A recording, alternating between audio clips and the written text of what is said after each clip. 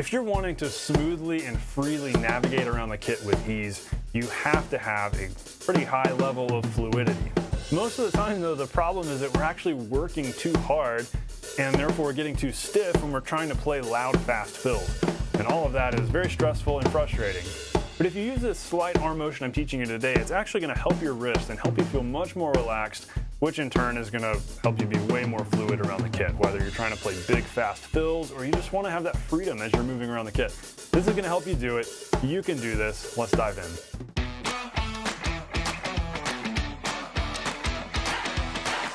Hey, welcome to The Non-Glamorous Drummer. I'm so glad you're hanging out with me today. I help hobby drummers and semi-pro players become the musicians that other people actually want to play with and want to listen to. And we do this by teaching you the core drumming skills that save you time in the practice room, that help you practice more efficiently and get results faster. And speaking of getting results faster, how would you like to be able to play anything you want to play without a weak hand getting in the way? Because if you're honest, if you do an assessment of your playing, you're probably going to find that one of your hands is just better at the drums than the other. That dominant hand that you write with is probably going to be great, probably your right hand, and maybe that left hand just struggles and can't keep up and it's just stiff and doesn't do what it's supposed to. You're never going to be able to get to where you want to on the drums and master the instrument if you are always held back by a weak hand. You're only going to be as good as that weak hand. But you don't have to settle for this. Every drummer ought to be able to solve their weak hand, and you can when you know the right things to practice. I've got a free gift to you. It's a mini course called Eliminate Your Weak Hand in 3 Steps. This is 3 lessons that just take you through the steps of making sure you've got the right mechanics, the right grip, the right motion, and then we dig into hand-to-hand coordination and all sorts of extra cool stuff that's going to help you really balance out your hands, which enables you to play fills really well, navigate around the kit well. So in a way, some of this in the course is a prerequisite to what we're even talking about in today's lesson. Definitely check it out. It's totally free. It's a no-brainer. It's in the description below. All right, on with today's lesson. You don't have to work as hard as you think. I want you to keep that in the back of your head as we're going through this lesson today. You don't have to put a lot of effort into being fluid, into being loose and relaxed. As you can guess, I mean, if we're talking about being relaxed and being fluid, the less effort we're putting into it and the more of the proper motion and mechanics we put into it, the better the results. So know that you don't have to work harder. It's not so much what you do, it's what you don't do a lot of times. And so that's kind of what we're getting into today. So we're going to talk about the subtle arm motion that creates fluidity. I'm going to break down this technique for you and then share with you 3 things that this motion helps you do. That way you know how it's going to apply into every area of your playing, how you're going to use it in the real world on the kit. And then we're going to talk about a bonus technique that I call the wrist twist, which is pretty cool. And it's key to really being able to navigate around the kit well with ease and play big fills around the drums and quickly move across the kit and not feel stiff and slow. So that's the wrist twist. It's going to be pretty interesting. So let's dive into this, the subtle arm motion that creates fluidity. Many times I've had students who, as we're working on grip, I'm always emphasizing that we want to have the stick moving loosely within our hand, and we want to use some wrist to propel the stick, to drive the stick. And we don't want to use much arm, because if you're using too much arm, you look silly. I've actually, believe it or not, I've seen drummers that are playing at kind of a professional, semi-professional level who are going like this on the hi-hat. Gung, gung, gung, gung, gung. It's just crazy. Like, how does that not destroy your elbow and just wear out your joints? But I see drummers do it all the time where they're just using way more arm than they need to. And so I'm always reminding my students, and I'm always teaching and preaching to you, more wrist, less arm. And then even more important than the more wrist is more stick motion within your hand. That way you don't have to use that much wrist, and that way you don't have to use that much arm. And so I'm always teaching, all right, make sure you've got this fulcrum, make sure there's a fulcrum point and that the fingers extend to allow the rebound. And then you just got a little bit of wrist motion to lift the stick up, and then wrist goes down. And so that wrist motion is what's really propelling it. So a lot of students grasp that and they get that going really well. And what was happening, I would watch a lot of students doing this and notice, they're doing what I'm telling them to do, but they're taking the no arm motion thing or the very little arm motion thing to the extreme where their arm is not moving. And so they're going like this. And we're wondering, okay, why do things still seem stiff? Why does it seem like the stick pops up and stops and then goes back down? Very rigid, very marching band. It's just not quite right. How can we be a little more fluid? And it hit me that, okay, these students who are doing this, they're trying so hard to not move their arm, they've really taken what I've told them to the extreme. And so I've had to back off and go, okay, hold on a second. Let's make sure we're clear on this. We don't want to use a bunch of arm, but we have to use a little bit of arm. Here's why. Because if we're doing no arm, it ends up looking like this. But watch this. As soon as I add just a tiny bit of arm motion, like an inch of up and down forearm motion, suddenly everything's smoother, and it allows me to go like this and bring the stick up and bring it slowly to a stop and then back down. It's almost like your forearm can act as a shock absorber. So it's like as you're hitting bumps, either your ride is going to be super bumpy here and very stiff, or let's absorb a little bit of that shock and just allow a gentle up and down. And the slower and louder you're playing, the more of this up and down you want. So if we're doing like this, big, loud and slow, we can have a lot of this up and down and literally be so loose that if I'm not paying attention, the stick's gonna pop out. And that's what we want, where it's just that super looseness. But then as we, if we get quieter, then obviously that motion becomes less. We don't need the forearm if we're playing very quietly. And as we get faster, we're going too fast for our forearm. So then it becomes strictly wrist, because you can watch how, if I'm playing loudly, here's the forearm motion, but watch what happens as I get faster. About right there, it gets to a point where I just can't move my forearm. And so eventually it has to be just wrist. So you have to, I guess I could say take this with a grain of salt. It's more like take this with some common sense and think through, like, when does it make sense to use some arm? When does it not make sense to use some arm? You don't want to be trying to play fast with your arms, because your arms will not do that. You've got to use the smaller extremities for that. Just like how we can use fingers to play very fast and lightly. But we've got to use our arm to play very loudly if we're playing more slowly, if we want to play huge backbeats. And so just use common sense. Think about what actually makes sense here. So what I want you to do is practice using a little bit of forearm. Maybe you've been trying to really make sure that you're just playing from your wrist and that the fingers are extending and you're doing all these things right. If it still feels stiff to you, just allow a gentle up and down from your arm. And from your perspective, like as I'm looking down at my arm, I don't see a lot of movement. But I'll notice, okay, if I'm looking at it on the camera screen or I'm looking at, the video afterwards, there's some up and down movement here. And actually from the front view here, you can probably see it better. And it might just be a ½ inch to an inch of motion. We're not talking anything huge, but that little bit of motion goes a long way. So let's talk about all of the long ways that this motion goes. So 3 things that this motion helps you do, besides just being more relaxed and loose in general, because this helps you feel a lot more relaxed. It's kind of like adding some spring. It really is like shocks. It's like you're adding shocks to your technique, where suddenly things go away from that stiff kind of feel to, oh, you know what? This is really fluid and smooth. Everything gets smoother. And then we'll talk about that bonus technique too. But thing number 1 that this motion helps you do, it helps your singles feel looser. Obviously, right? Because as you're sitting here and you're doing this, we're going from here, where you're almost having to squeeze tighter to stop the stick. Because what will happen if you're not moving your arm up, then the stick will bounce and it almost wants to like joggle. Is that a word, joggle? Almost wants to joggle out of your fulcrum and kind of, it ends up hitting hard. It's like we're hitting a brick wall each time. And so it becomes very stiff, and that leads to problems. It leads to us overcompensating and trying to squeeze more at the fulcrum, which leads to this. And literally there can be a downward spiral technique-wise here if things are too stiff like this and the stick's hitting this knuckle every time it pops up. But as soon as you allow a little bit of this arm motion here, it allows you to absorb that stick's energy, so it's not just hitting your hand, and that helps keep your fulcrum much more stable. And so that's the huge thing. Your wrists don't have to work as hard.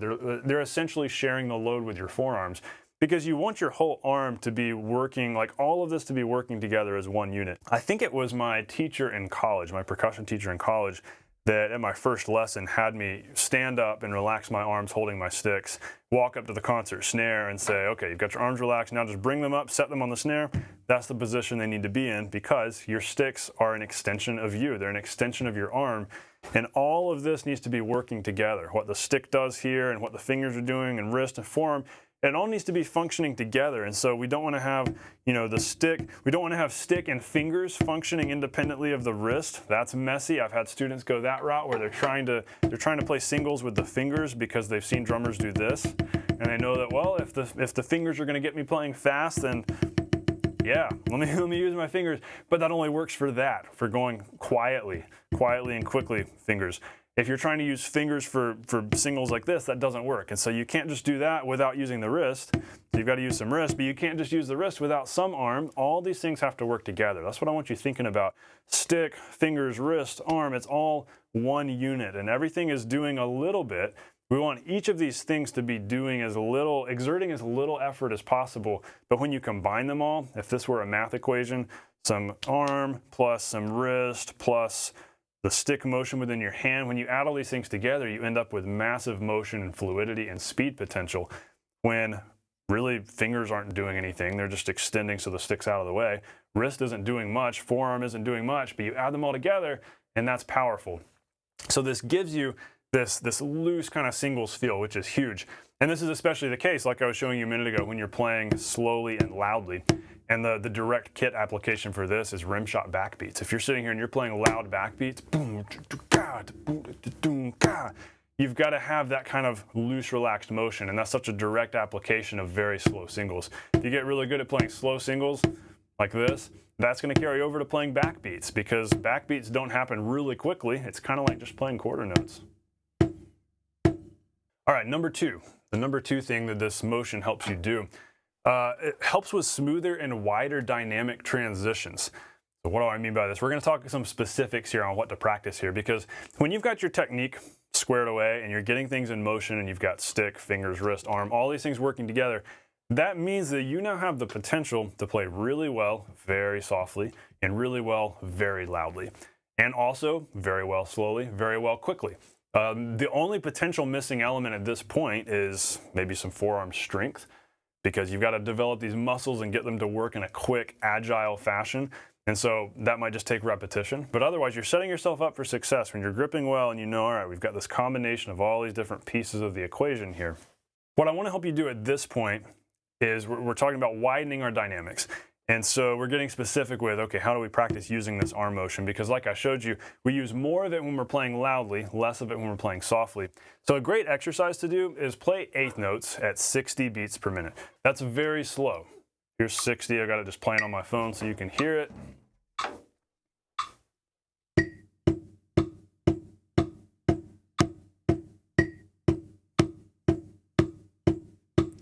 Very slow, relaxed tempo. Now what I want you to do is start off very softly, like really soft. And when you're going really soft like this, you can have your fingers on the stick. It's kind of just like a gentle knocking motion, just your wrist. Wrist is the only thing moving here. But as we get faster, we have to start loosening up the fingers a little bit so the stick can move a little more within the hand. And then you'll notice at a certain dynamic, suddenly my forearm's moving a little bit too. And so we want to practice gradually bringing in the forearm so we can gradually get louder and louder while keeping this tempo. So here's what that might look like. Maybe we want to get louder over 4 measures. So here we go, 3 and 4, and starting off very softly, getting a little bit louder in measure 2, getting louder here in measure 3, and coming up on measure 4. And now get softer again. Measure 3 again if we're counting backwards. Measure 2. Measure 1. And so pay attention to what is gradually changing at those different dynamics. So when you get to about right here, this is where forearm starts to operate. And by the time you're getting into this kind of motion, fingers are extending way out, the stick's going way up. And as you get softer, the fingers don't have to extend as much. The stick doesn't have to go as far out. The forearm can stop moving so much. And once you get down to like right here, you'll find that as you get softer, suddenly it makes more sense to not allow the stick to move within your hand. When you're like right here, and that's where the forearm is stopping also, where we're actually firming up our grip a little bit and just gently playing from our wrist. That's how we can maintain a really low stick height and practice very low, very quiet singles. Something George Lawrence Stone talks about in stick control, I quote this all the time, talk about this, is he talks about how quiet playing leads to control. When you're practicing playing quietly, that's really helping you build a lot of precision and control, because it's not easy to do this. It also helps build patience when you're practicing this kind of thing. And so don't neglect this quiet kind of practice. And so this is an exercise I want you to do on your pad regularly, 60 beats a minute, eighth notes. Start very softly. You can choose like how much time you want to take to get loud. I did 4 measures, gradually getting louder, 4 measures, gradually getting softer. But the key is not just doing it and not just checking the box. I say this over and over again. It's not the exercise. It's what are you trying to gain from it? What are you working on as you practice this? And in this case, we're paying a lot of specific attention to our emotions and how they're changing as we get louder so that we can fluidly transition and have this huge wide dynamic range. That is a powerful tool as a drummer. Now, something else you could do, kind of the flip side to this, is set your metronome at 60, play loud eighths, and then turn your metronome off and gradually get faster. So trying to keep it loud, gradually get faster, and pay attention to, okay, how much arm am I able to use? At what tempo do I have to start decreasing the arm motion? Because your grip also has to morph as you get faster. And when you're staying loud, you can only maintain so much of that for so long, and it's only physically possible to have such stick height as you go faster. It's impossible to have a massive stick height and go super fast at the same time. The stick height has to decrease. The wrist has to start working harder to really snap the stick down and really get that volume with the less stick height. Definitely check out some videos in the description about how your grip needs to change as you get faster. There's more detail on that, because that's the other thing you want to pay attention to. Gradually pressing a little bit more on your fulcrum, bringing fingers in a little more, and gradually decreasing the amount of arm, and then just playing from your wrist. Now, getting there, if you're new to the drums, takes patience, because you've got to build that strength. You've got to build that forearm strength and just sit there and hammer out your eighth notes, making sure you're not squeezing too tight, making sure there's no pain anywhere, but pausing regularly to stretch, make sure you're staying loose, but gradually building up that forearm strength. That'll go a long way to giving you the endurance you need if you're playing a 3-hour gig. If you're playing a 3-4 hour cover gig late at night, you need all the arm strength you can get, so you've got a ceiling there and you're not bumping that ceiling, that strength, endurance, technical ceiling every night. And so a great way to practice that is just playing in, maybe even playing into a towel. Like put a towel or something over your drum and do that, making sure you're building up that strength. But that comes after everything I just taught you. So make sure you're focusing on the loose grip, working the dynamic range, and then as you're ready to build strength, you can do the whole playing into a towel thing, because that will suck out the rebound and force you to work a little harder. Likewise, you could play onto your floor tom. Just do eighth notes onto your floor tom. That's a great workout. So the third thing, number 3 way that this motion helps you out, is it gives you more fluidity around the kit, moving from drum to drum, which is kind of our direct application here, because we're not just sitting here playing on the snare, we're not just playing on our pad, we want to maneuver around the kit. So how does it help us do that? Always make sure that you're hitting a drum with the intention of where your stick is going next. So if I hit the snare and I'm playing a fill where I want to go to the tom next, as soon as the stick rebounds, I'm already in motion to the tom. Likewise, if I hit the tom and I know I'm going to the snare next, instead of just staying right here and then quickly moving over, and there being a weird break in the motion, I'm hitting it with that automatic intention of moving to the snare. And as you're moving around the kit, obviously you have to have some stick height. You can't, even if you're playing quietly, you can't just play like this. It gets crazy stiff. If you're having to move quickly around the kit, you have to have some stick height. It doesn't mean you have to play loud, because if you're gently dropping the sticks on the drums,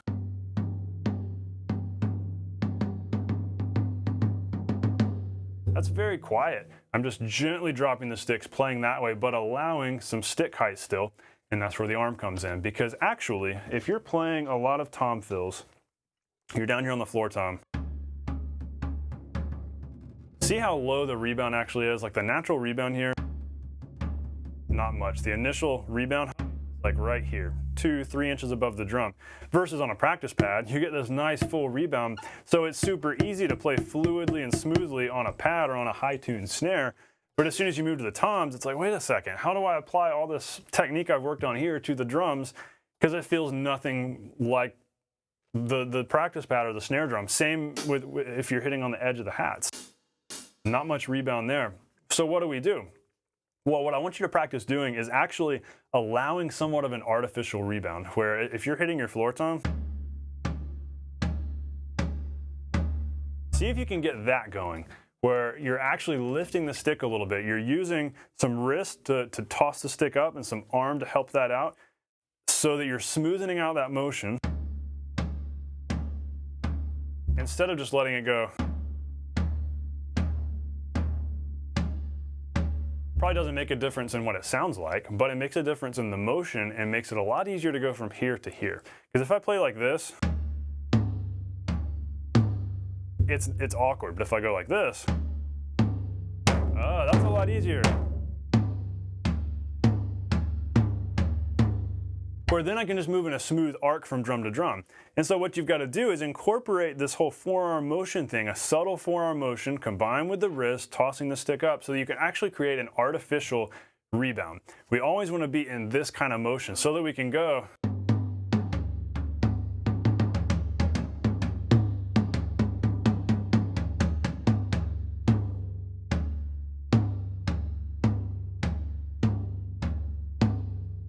Otherwise, you're always going to be struggling to move around, especially if you do a 2-tom setup like this, and these toms are a good 14 inches, probably 14 inches rim to rim. That's a decent distance you have to travel.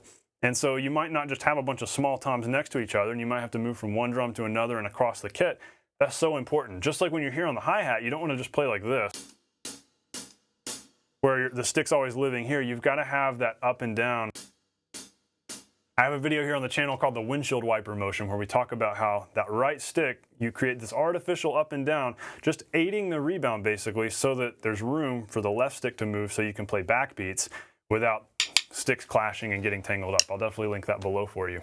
But all of this leads into our final point that we really have to talk about before leaving this lesson, and that's the wrist twist, the bonus technique I told you about. So if you're going to fluidly move around the kit, you've got to have some subtle arm motion. You've got to know when to use the arm efficiently so the arm is helping out everything else.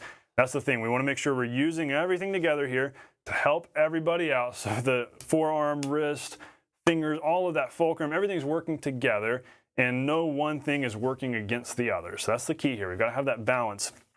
So we've got to make sure we're using a little bit of that forearm so that we can go from drum to drum, have some artificial rebound and stick height. So we're moving in arc motions.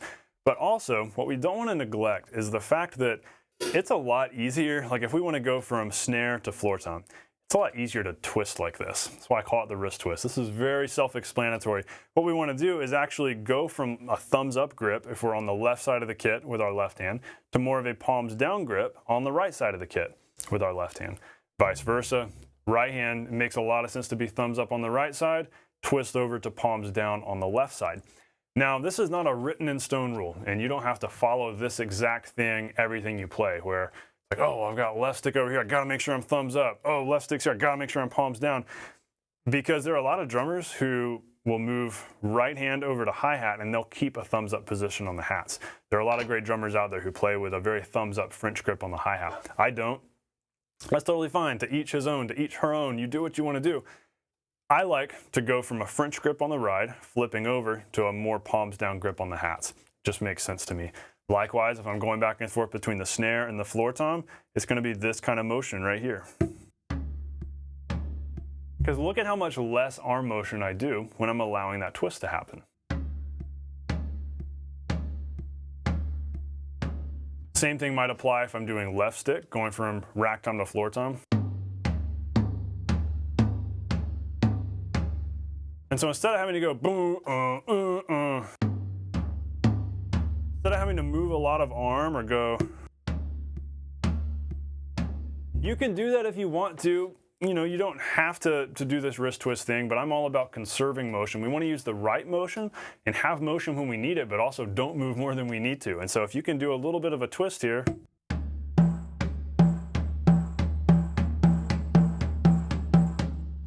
very little forearm motion.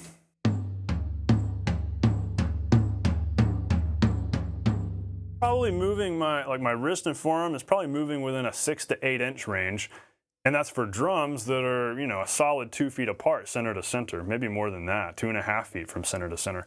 And so you want to think about how can you move your stick, twist your stick, get the tip of your stick into the next location as quickly as possible without you moving much. And that's the beauty of this whole thing of, you know, your stick being an extension of your arm, and use small motions here to generate a lot of motion out here. That's what we want to do. Also, something else I'll throw in here. If you're playing on the snare, you can have your arms a little more apart. That way when you then move to the rack tom, you can move your hands closer together. Because if you do this, that's shooting the sticks out further, which means you can go from snare to rack tom without having to move forward as much. You definitely don't want to be leaning into your rack tom. And probably the hardest motion on the drum set is going snare to rack tom to snare. But it is easier when you go from this shape on the snare to this shape on the rack tom.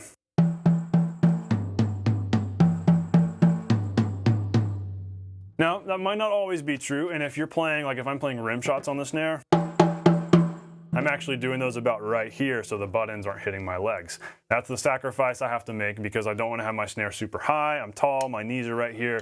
Butt ends are going to hit my knees or my legs here if I play right here. And so I choose to just compromise and move my sticks to here. So if I'm playing rim shots,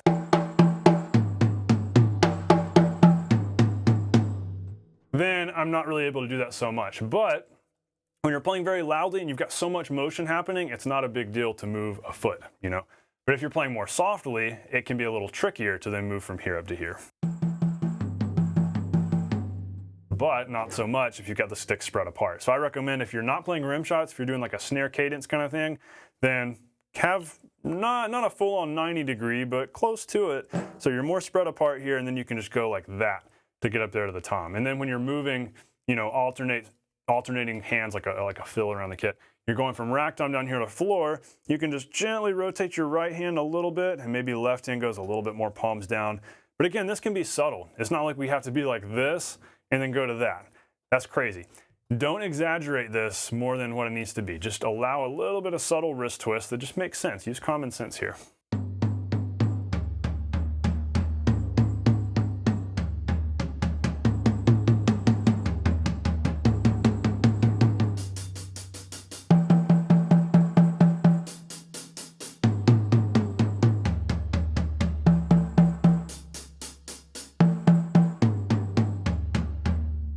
And as simple and mundane as that is, practice doing that kind of thing. Just moving around the kit, going from drum to drum, going to the hats, maybe going to the cymbals too, and just maneuvering and thinking, am I relaxed? Am I using some arm? Twist your torso a little if you need to. Do whatever you got to do to make sure you can reach things comfortably. And as much as you can, adjust your drums so that they're all within as narrow of an angle here as possible. You know, if I extend both of my arms, the whole kit is within, definitely not a 45-degree angle, but it's not as wide as 90. If your whole kit is a 90-degree angle, that means you do have to do a lot of turning. It probably means you've got a side snare and you got an extra floor tom. That's fine. I like keeping things pretty condensed, and that's the great thing about a minimalist setup like this with just 2 toms and 2 cymbals. It makes it very easy to just, you know, here's the far right, here's the far left. Don't have to do any crazy motions, and so think about that too. Getting your kit as condensed toward the middle as possible, where if you're facing this way, nothing's too far out here, nothing's too far out here. As much as you can get it within this range, that's going to make all of this even easier. So question for you. What do you need to do right now to increase your fluidity? Do you need to go from playing singles with too much finger and not enough wrist to just using a little more wrist? Or do you need to go from using all wrist and no forearm to using some gentle forearm motion? Or maybe you're in that camp where you're using too much forearm and it's just you're pounding things out. You've got to loosen that motion and make sure you've got some stick motion within your hand. So maybe you need to go back to square one and work on that fulcrum and that loose grip. That way you don't feel like you have to move as much. That way you get a wide range of motion with just a gentle motion here from the forearm. So I want you to do some self-analysis here. You're smart and you can do this. Film yourself, make a video of yourself so you can see as another set of eyes, what am I doing well? What am I not doing well? And so figure out, do you need to add arm motion? Have less arm motion maybe so that it's more of this subtle motion? Do you need to work on doing a lot of it when you're playing loudly and less of it softly? Do you need to do that dynamics exercise at 60 beats a minute? Do you need to work on the wrist twist? Like what's missing when you're trying to navigate around the kit and you're having trouble with it? What is it that's causing the trouble? Are you not creating that artificial rebound, like lifting the stick from drum to drum? Are you moving in arc motions? Have you never incorporated any kind of wrist twist? Are you using the same exact grip for everything you touch? That could be the problem. Try loosening this up a little bit and knowing that your grip can be dynamic. You can change your grip and twist your arm depending on what you're hitting. That's how we apply technique to the full kit. Maybe that's all you need to do. So just sit down, go easy on yourself, relax, and think through, all right, what can I do better here? Like just play around the kit and think, all right, what makes hitting the floor tom feel better? What makes hitting the hats feel better? Do I need to move my floor tom a little bit? Sometimes that's the answer, just move things in a little bit. Sometimes it's simple solutions like that. So I want you to think through this. I want you to self-analyze and figure out what can I gain from this? How can I improve my fluidity? Because I know you can do it. I know you can take this and run with it. And hey, before you go, be sure to enroll in my weekend mini course if you haven't already. So many drummers have enrolled in this and it's helped out so much because let's be honest, if you have a weekend, none of this is gonna come together. You might be able to do some of these, these kinds of motions with your right hand, but you've got to have your left hand in operation too. You're not going to be able to play even fills around the kit, nail your fills, and be fluidly navigating around the drum set without a smooth left hand too. So you've got to get your hands balanced. That is my goal, and you can do this. This is what I help you do in the course. It's helped so many students. 3 steps to eliminating your weak hand. We talk about grip mechanics. We go in a lot more detail with what I've shared with you today. Those little nitty-gritty details, but also we dive deeper into building hand-to-hand coordination, making sure that both hands, both sides of the brain are operating the way they're supposed to, so you can play these smooth, even, polished sounding fills. We got some bonus stuff packed in there too. Really helpful, really practical. So go check it out. Eliminate your weak hand in 3 steps. My gift to you for free. All right, thanks for hanging out as always, everyone. I hope you have a great week. I'll see you on the next lesson. Until then, know that you can do this. Stay non-glamorous.